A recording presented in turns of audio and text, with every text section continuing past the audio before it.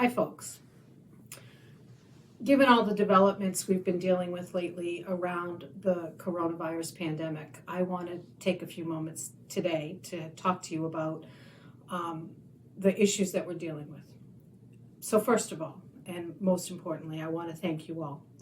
We're working in uncharted territory right now, and it's creating a pretty stressful situation, and I want you to know that we're cognizant of that fact, and we want to make sure that we're addressing concerns to the extent that we're able to. We want you to know that we all, and me especially, care very deeply about your health and safety, and also about the well-being and care and support of the people who we are charged with supporting and loving in our services. So it's important to me that the most important thing that you take away from our conversation this afternoon is that I'm deeply grateful for everything that you all are doing. I'm going to apologize because I have a ton of notes here because there's a million things that I want to make sure I say to you, and I don't want to miss anything. So please forgive me because I am going to refer to my notes to make sure I communicate to you everything that's possible for us to share with you today.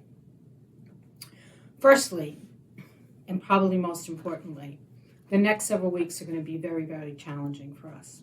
There are a number of questions that we have not yet thought about. And to that end, there's a number of questions that we just don't have answers for yet. So we're going to need to look to each other for support, advice, and expertise. And we know, because we've already been completely bombarded with information from state, local, and governmental agencies, as well as what's out there in sort of the free press, what we're hearing on social media, what we're hearing from family and friends. And it's going to be really important that we digest and process that information so that we're sharing it in the most reasonable ways possible. The pandemic that we're dealing with now is a very fluid situation that will need a great deal of flexibility from everyone at LifeLinks class.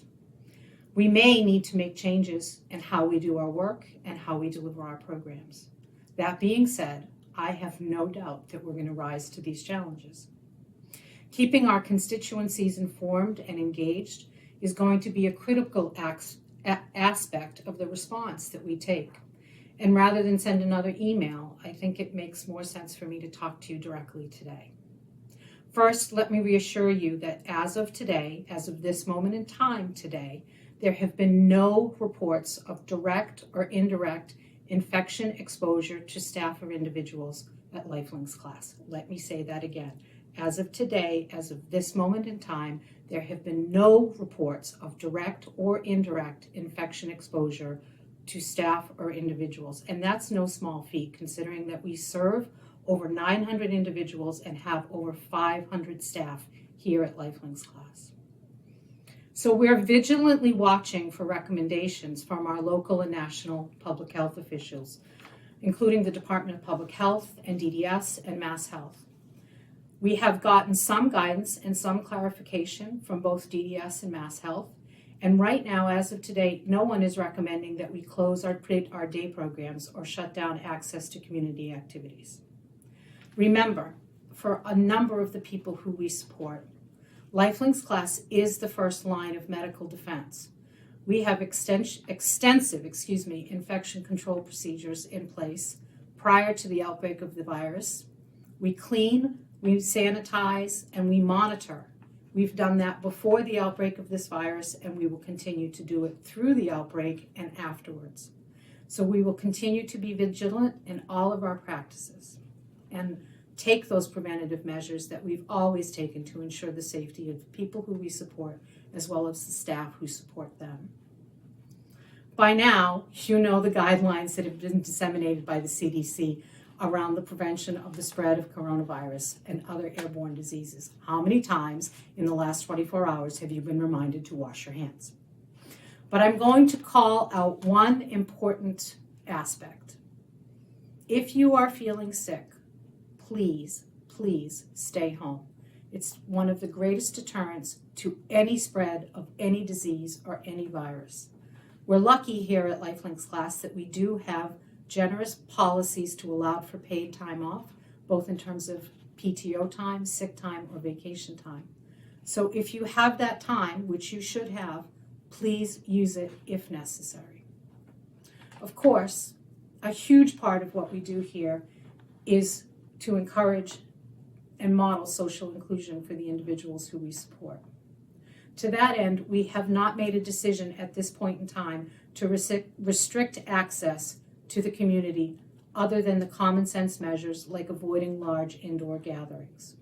We will, however, work with individuals and their caregivers on a case-by-case basis to assess risk and to make the best decisions that balances the rights of our program participants to access the community as they so choose, with the overall safety of the community at large, as well as the rest of the organization and yourselves in terms of making those decisions. So again, no wholesale canceling of community activities, just a strong encouragement to assess and evaluate what you're doing, where you're doing it, and how you're doing it, which again is part and parcel of who we are and what we do in every part of our services.